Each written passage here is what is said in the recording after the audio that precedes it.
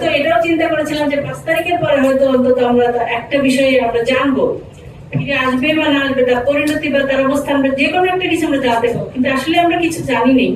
মানে এই যে সামাজিক ভাবে বারবার করে আমাদেরকে হেয় প্রতিপন্ন করার জন্য মিডিয়ার মাধ্যমে যে অপপ্রচার গুলো চালানো হচ্ছে, কিন্তু যারা গুম হয়ে গেছে তাদের বিষয়ে আসলে এখানে তেমন কিছু পাচ্ছি না আমরা। আমি, আমার স্বামী ইলিয়াস আলী, উনি সংসদ সদস্য ছিলেন এবং উনি 2012 সালের 17 এপ্রিল ওনাকে গুম করা হয় রাষ্ট্রের প্রত্যক্ষ মদদে এবং সহযোগিতায়। এলাকার মানুষ আমাকে ভোটই দিয়েছে, কিন্তু আমি সংসদে গিয়ে ইলিয়াস আলীর কথা বলবো, আমি সংসদে গিয়ে গুমের বিষয়ে কথা বলবো। তো আমরা একদিন বক্তব্য সুযোগ পেয়েছি, আমি কথা বলেছি, কিন্তু যখন অন্তর্বর্তীকালীন সরকারের সময় গুম কমিশন গঠন করা হয়েছে 1 বছরের বেশি সময়, 1.5 বছর, উল্লেখযোগ্য আমরা, আমার স্বামী বা আরো যারা গুম হয়েছে তাদের বিষয় নিয়ে আসলে উল্লেখযোগ্য অগ্রগতি কি হলো বা তাদের ব্যাপারে কতটুকু অগ্রগতি হয়েছে, তাদের তদন্তের বিষয়ে, তাদের বিচার প্রক্রিয়ার বিষয়ে আমরা আসলে কোনো কিছু অত বেশি ভালো করে জানি না। এখনো পর্যন্ত কিন্তু আমরা আসলে জানি না যে ওনাদের বিচারটা কোন দিকে কেমন ভাবে যাচ্ছে। তো ওনারা সংসদে 133টি অধ্যাদেশ উত্থাপন করেছিলেন। তো তার ভিতরে 16টি অধ্যাদেশ যেটা পরবর্তীতে আলোচনা এবং সংশোধন পরিমার্জনের জন্য রাখা ছিল, তার মধ্যে গুম আইন একটা ছিল। গুম আইনে যখন মানে গুমটাকে যখন সংসদে উত্থাপন করা হয় না, যেহেতু 30 দিনের একটা বাধ্যবাধকতা ছিল, 30 দিন মধ্যে না উঠলে সেটা বাতিল হয়ে যাবে। তো সেই যখন এটা উত্থাপন হয় নাই, সেই সময় থেকেই কিন্তু আমি মাননীয় আইনমন্ত্রী, তারপর আমাদের স্বরাষ্ট্রমন্ত্রী প্রতিনিয়তই কিন্তু ওনাদের সঙ্গে সংসদে আমাদের বারবার যতবার দেখা হয়েছে আমি কিন্তু এই বিষয় নিয়েই কথা বলেছি।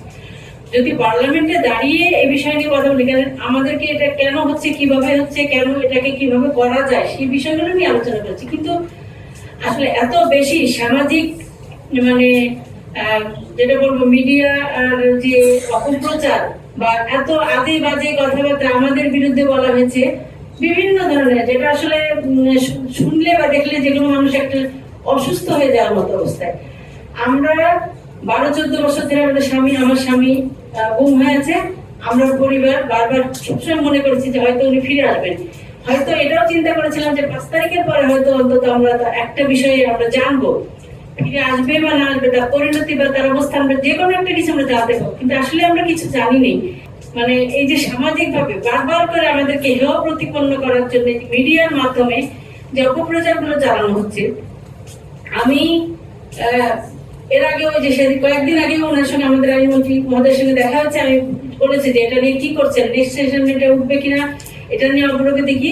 উনি আমাকে বলেছেন যে আজকে 17 তারিখে আমরা ই করবো, এটা একটা সবাইকে নিয়ে আলোচনা করে সবার মতামত নিয়ে এটাকে কিভাবে আরো বেশি এফেক্টিভ বা আরো কি করা যায় সেটা নিয়ে আলোচনা। আজকে সেখানে আসা। তো ধন্যবাদ আইনমন্ত্রী মহোদয়কে, এবং আপনারা যারা এখানে আছেন আপনাদের কাছে প্রত্যাশা থাকবে গুম এমন যেন আইন হয় এবং আপনাদের সকলের মতামতে বা সুপারিশ বা যেভাবে সম্মিলিত ভাবে যাতে এমন একটি আইন হয় যাতে ভবিষ্যতে এই গুম আর কখনোই বাংলাদেশের জন্য মানে এটা বাংলাদেশ থেকে চিরতরে যাতে নিষিদ্ধ হয়, সেটাই আমাদের প্রত্যাশা থাকবে। তবে যে গুম আইনটা হচ্ছে, যেটা সম্ভবত যেটা হচ্ছে প্রতিকার এবং প্রতিরোধ, এরকম একটি বিষয় কথা বলা আছে, তাহলে আমার প্রশ্ন হচ্ছে যে যারা আগে গুম হয়ে গেছে, আগে যারা গুম হয়েছে তাদের বিষয়টা কি? এটা তো প্রতিকার প্রতিরোধ হচ্ছে সামনে দিয়ে যদি গুম হয় সেই ক্ষেত্রে কি কি করণীয় বিষয়গুলো আসছে, কিন্তু যারা গুম হয়ে গেছে তাদের বিষয়ে আসলে এখানে তেমন কিছু পাচ্ছি না আমরা কিছু।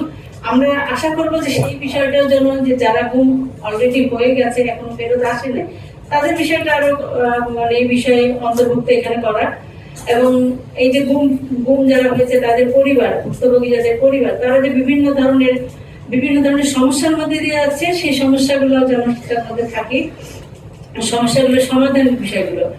তো ইনশাআল্লাহ মন্ত্রী মহোদয় বলেছেন যে নেক্সট সেশনে না হলে পরবর্তী সেশনে এটা আমরা একটা উত্থাপন করতে পারবো। সেই ইয়েটা আশা করি আজকে যারা মিডিয়াতে কথা লিখছেন, বলছেন বা আমাদেরকে গালাগালি করছেন, একটা প্রাথমিক উত্তর পেয়ে গেছেন ইনশাআল্লাহ।